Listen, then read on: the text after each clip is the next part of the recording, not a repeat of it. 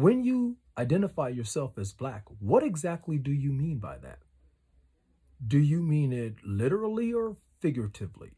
Do you mean it descriptively or definitively? Do you mean it socially or culturally? Do you mean it politically or demographically? In what way do you mean Black, right? It's a codependent term. It's a term that relies on the supposed legitimacy of white as a replacement for cultural identity. And it is not. It is a colonial term. The colonies died on July 4th, 1776. Death to the colonies is what they shouted. And the colonies died and the states were born. But the colonial term, white, Black, what? What is that? Colored? What is that? No, no, no, right? What are you really, right? Don't hide. And once you accept it, someone else's cultural anonymity, right? Not only did you reinforce it for them by calling them that, reinforcing their social insanity, not only did you accommodate that, but then you turned right around and identified yourself based on the supposed legitimacy of it. That is the height of codependency. The height of codependency. Black, African American, colored, Negro, mulatto, mixed, Creole, people of color, woman of color, man of color, community of color. All of that is codependent BS. Right? Let's think about it just for a second. It's like me asking you, what kind of car did you buy? And you tell me smoke gray. What? I didn't ask you that. I asked you what kind of car you bought. All right? It's the assumption that cars are alike by virtue of their paint job, so that a white Prius and a white Rolls Royce is the same by virtue of the fact that they're both white. Never mind the make, never mind the model.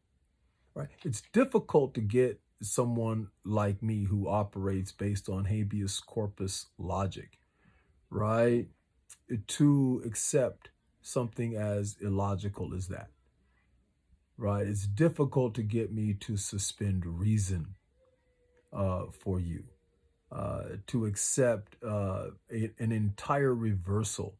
I mean, it's like going to the Cerritos Auto Square, and when you get there, all the cars are separated by paint job, right? And you got to go to the green car dealership to see if they have the make and model that you want, right? It's the kind of accommodation psychologically that you'd have to make that turns you more crazy than the thing that you're accommodating, makes you, more crazy than the thing upon which your codependency is dependent, right? And that's something that's absolutely unacceptable. People who are culturally anonymous are hiding from something, right? They're hiding from one of two things, if not both.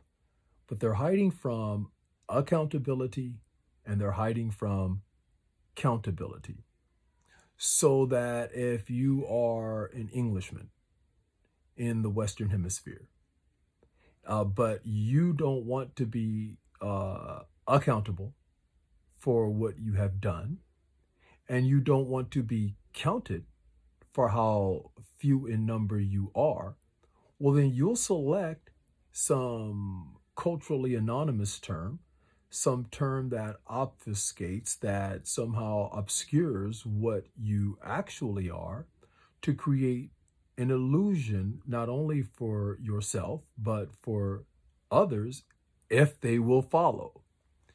Well, if you accept the exchange of actual cultural identity, the exchanging that out for an arbitrary body color designation to which arbitrary stereotypes and stigmas can simply be attached and detached, well, then you're operating in social insanity, right? That's crazy, right? And anyone who today insists on perpetuating